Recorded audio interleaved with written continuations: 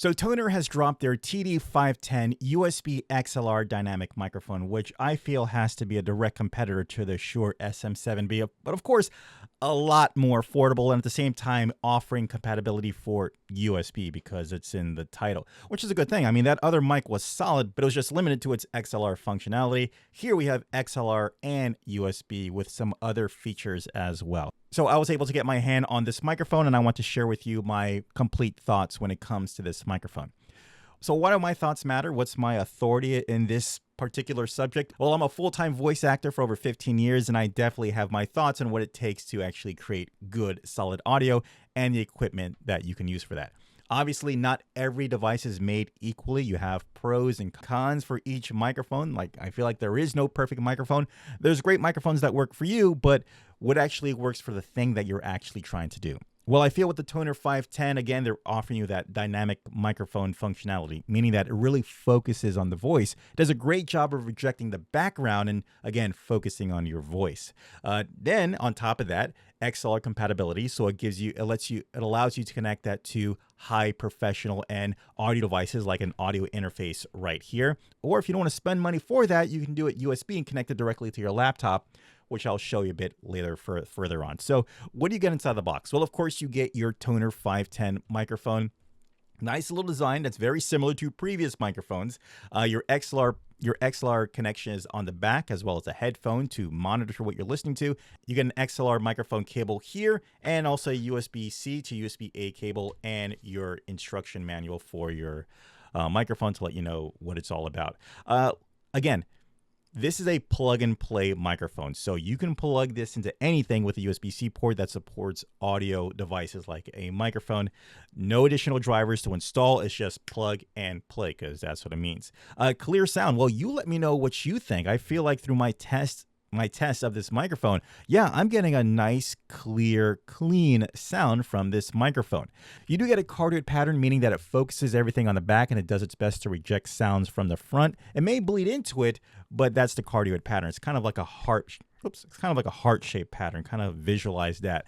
As far as the off-axis rejection, well, of course, this is me talking directly into it. And as I turn it around, you can hear how my voice is dropping off as we spin this around all the way to the back. Then we'll bring it all the way back to the front, and of course, it picks up my voice again.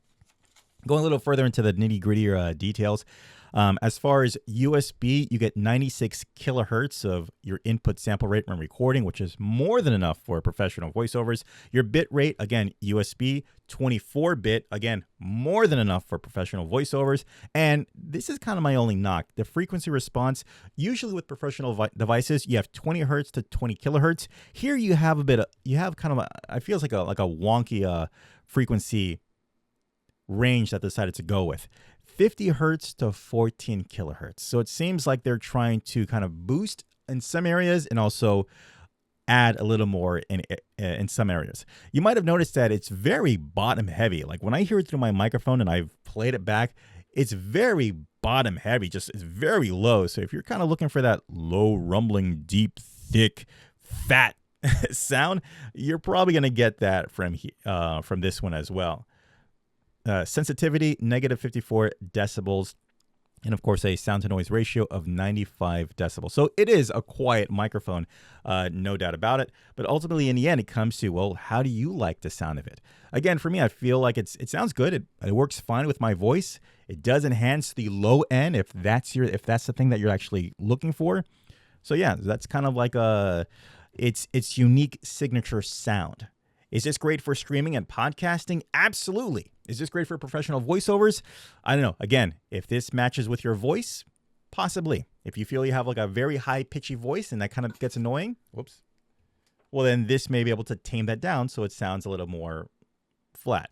If your voice is already boomy, well, it might be excessively boomy when using this mic. All right, so I think you got enough of what it sounds like using the XLR. Let's switch to the USB-C portion of this microphone, which activates some other features as well. Okay, so I'll go ahead, bring this in, plug it in, and I will plug the USB-A part to my computer. Okay, so now we're connected to the USB portion of this microphone. Just so you know, previously I was recording on Adobe Audition using my audio interface. Now I'm using Audacity to record through the USB because it's now treating the microphone as a sound card to record into the microphone. Off the bat, I can tell you there is a bit of a audible difference when monitoring my headphones, meaning that because I'm now monitoring the microphone directly into the back of the microphone, I do hear more noise coming from the microphone itself. Not to say that the noise is coming from the capsule from I'm using it, but just that the sound card that's within this introduces more noise into the monitoring aspect of this, which I didn't hear when I was connected to the audio interface. So just keep that in mind. For monitoring, you may get a cleaner signal when listening through an audio interface through XLR. Might sound a little noisier when monitoring through the internals of the sound card of the microphone when you plug in your headphone jack, when you plug in your headphones to that. I hope that makes sense. Does it make a big difference in the long run? Probably not, but you're hearing what this microphone sounds like through USB, so and you let me know. Speaking about the mute button, I just engaged the mute button. When we plug the microphone to USB, we do activate some features such as the mute button. You can also change the gain of the microphone by pressing on the plus button to bring it louder, and also pressing the Y button, bring it lower again. Let me bring it right back up.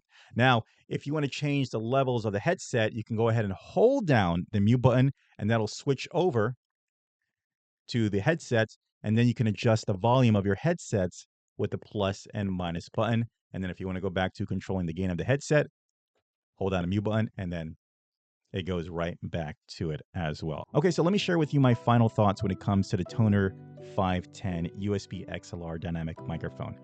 Overall, it's a decent microphone. There's nothing bad about this microphone. Yeah, I mentioned the kind of low-end bottom heaviness of it. I get that impression, but it's not a deal breaker. Again, every microphone is different for everybody, and this may suit you. So if you feel like you could benefit from that, well, then go ahead and try it out.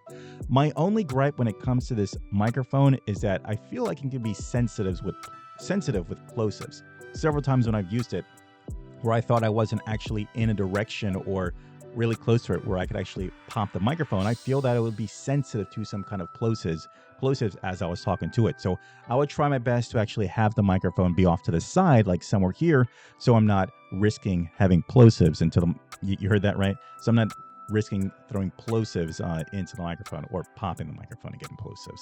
But yeah, overall, over time, I've reviewed several Tonor microphones before in the past, and they just get better and better and better incrementally. And it reflects in the Tonor 510. Yeah, love to see what they're going to do further on in the future as far as improving the quality of their microphones and trying to compete, getting closer to that professional level.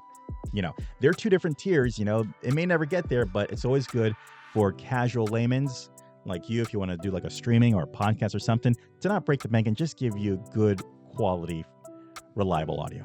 All right, really hope this video helped you out. Take care. Bye. As always, I'll leave links in the description down below so you can pick up your own Tonor 510. Hey guys, do me a favor, hit that subscribe button so don't miss out on future videos. Hit that like button if you like what's going on here, and also ding that notification so you can be notified for future videos as well. All right, I'll see you next one. Take care. Bye.